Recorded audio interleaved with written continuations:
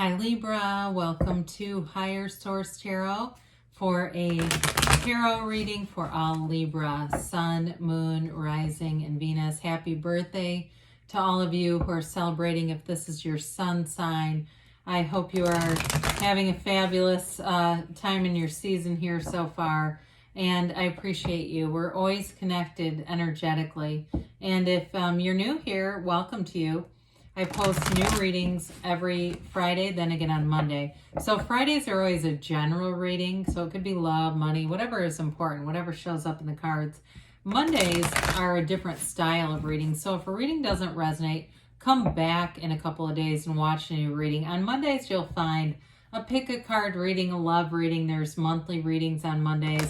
That's when I also do quarterly readings, and then in December, I'll have a year predictive reading for 2022. So it's pretty fun, and if you like tarot and you like the channel, I'd love to invite you to subscribe to Higher Source Tarot. All right, let's see, what advice do you have for Libra, Sun, Moon, Rising, and Venus? What does Libra need to know, please, for the best and highest good for all concerned? All right, so we'll begin here with the tarot, and then we'll have an Angel Answers Oracle card reading too. You've got the Empress. I feel like I haven't seen the Empress in a while. Great to see you.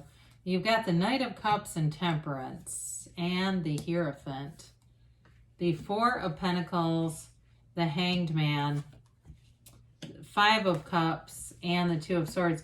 What an interesting mix of cards. You've got a beautiful reading here, you know, especially with Temperance and the Hanged Man. The Hanged Man is like vision quest, really having a vision for your life and being on this journey. Temperance, I think of as wearing the world like a loose-fitting garment. So they're giving you an indication here. And of course, the Hierophant says, be still and know. So somebody here needs that message, but there's definitely a beautiful energy here for any kind of healing, reconciliation. There's a long-term commitment here in love for sure. So we like that. You know, when we start to see this together, we've got Sagittarius, we've got Taurus here, we've got Earth here. You know, we've got we don't have fire, but I guess we do have most of the other elements. So, you know, when you start to see this, good things are coming. Okay, there's wonderful energy coming here for you. The Empress, of course, is the mother of the tarot, but she's ruled by Venus. She's ruled by love, and it's a card of luxury, of wonderful creativity, of, you know, especially because for those of you, this is your sun sign, you may find that you have people giving you gifts. There's a lot of like thought about you, and I mean that in a positive way. People thinking of you, wanting to do little nice things for you. It's feeling loved. It's feeling cared for. There's a wonderfully warm energy wherever the Empress goes.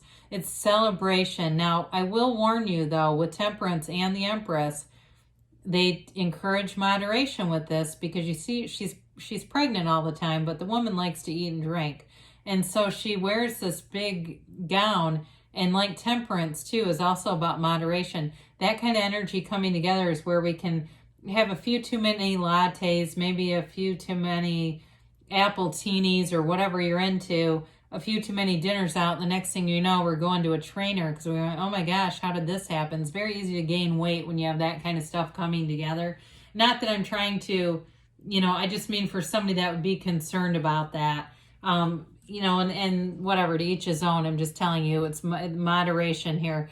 So with the Knight of Cups here, again, people have you in their mind and on their heart, and they want to bring in things for you, bring in love, bring in opportunities. He comes in with long-term commitment, though. So in a love relationship, this is a wonderful energy to have. It's an energy, too, of somebody who dreams of the future, who thinks about things. It's a very compassionate energy. It's a wonderful person in a partnership. So if you're attracting a Pisces, Cancer, Scorpio in your life that you're aware of, it's a kind of energy where they write you love notes, and they just are very thoughtful. That's the best way to say it. It's somebody who's very thoughtful, very conscientious, and they want to have a positive relationship. You know those relationships that you see where the people are the bicker sense and they're always taking jabs at each other, and it's so damn uncomfortable to be around. This person would never do that. They just are not like that. But I feel like it is a great partnership for you. They bring in that energy that's very complementary to you. So with Temperance, we talked a little bit about it. We've got Archangel Michael showing up. And it is a connection of source energy. Now you'll see it again here. It starts in the gown of the High Priestess, but see how it comes from the High Priestess and it flows right into the Empress. And it flows down and it flows into the other cards that show these water features. That's source energy. It's the seat of the soul and you're always connected to it. You see how he dips his toe in the water? He never disconnects from his source. And so that's you. You're always connected and always being guided. Now this is, again, an energy of healing. So you may have an opportunity here. I do see somebody contacting you, wanting to kind of, extend an olive branch. And I feel like if you've tried to talk things through with this person before, this will go much better because there's an energy here of kind of, let go and let God, let go, let the universe, let it go. They keep saying, let it go. And it'll go a lot better this time. And I do feel like there will be a genuine recovery there. There's a dawn of a new day here. And what's interesting, the path in the back, it suggests that there may have been an unexpected rift here with somebody that you didn't see it coming.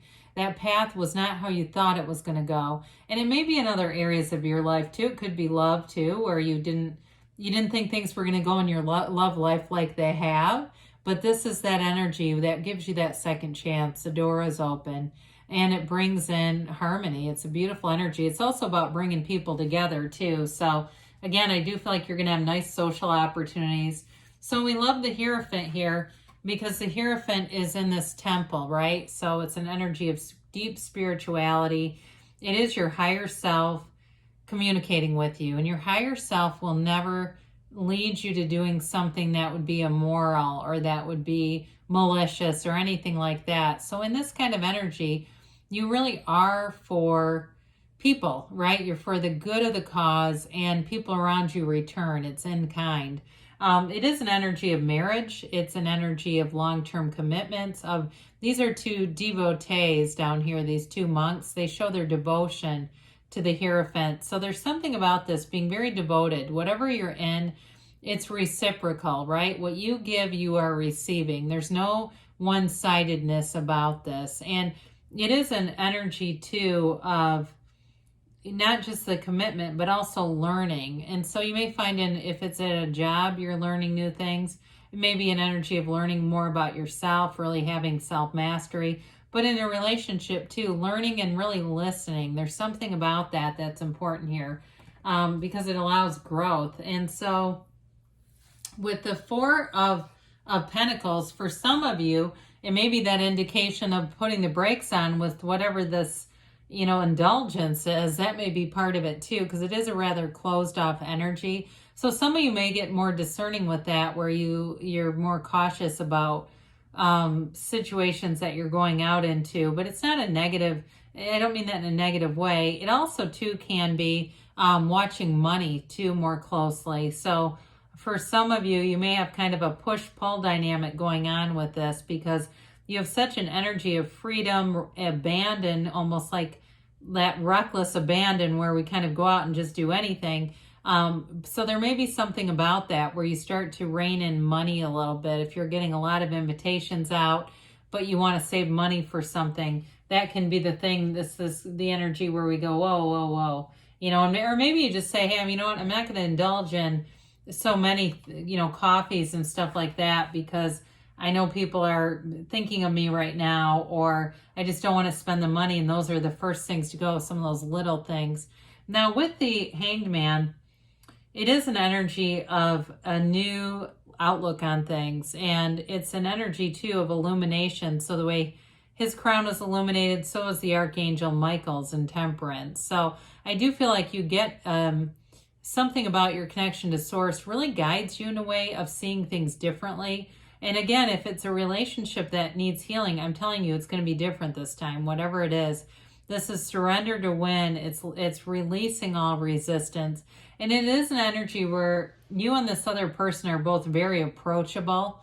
There's nobody here has got an agenda. There's no hidden agenda. It's just about moving forward in a place of peace. It's a very peaceful, approachable energy. And so it could be in the next few weeks. 3 or 4 weeks is what I get with this. It could be 3 or 4 weeks is what they keep saying. So let's go with that.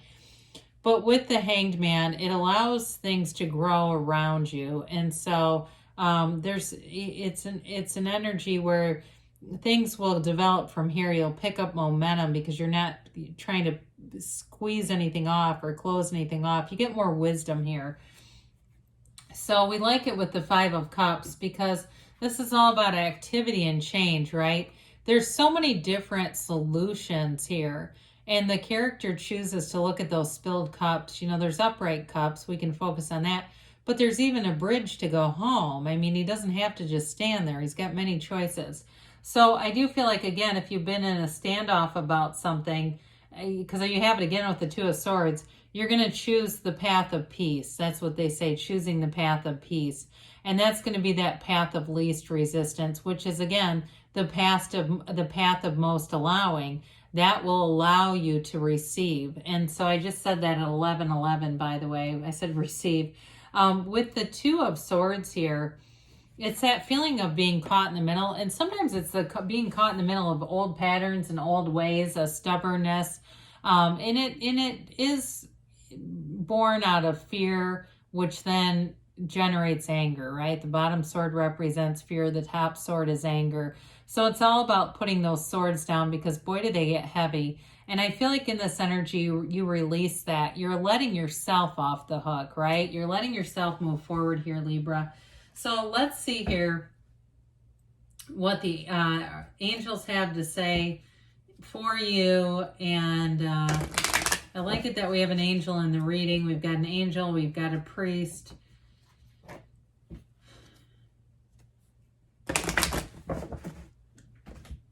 All right, and the timeline here for Libra.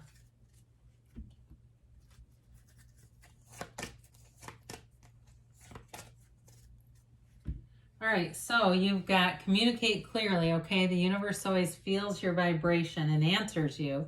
You've got big happy changes, not surprised to hear that. And you've got here trust. So trust that the universe will guide you. And trust yourself too. Know that you have this amazing power all within you. Within the next few weeks, we said that, didn't we? And they said don't stop. So you're on the right path, Libra. I love you, and I'll be back again soon.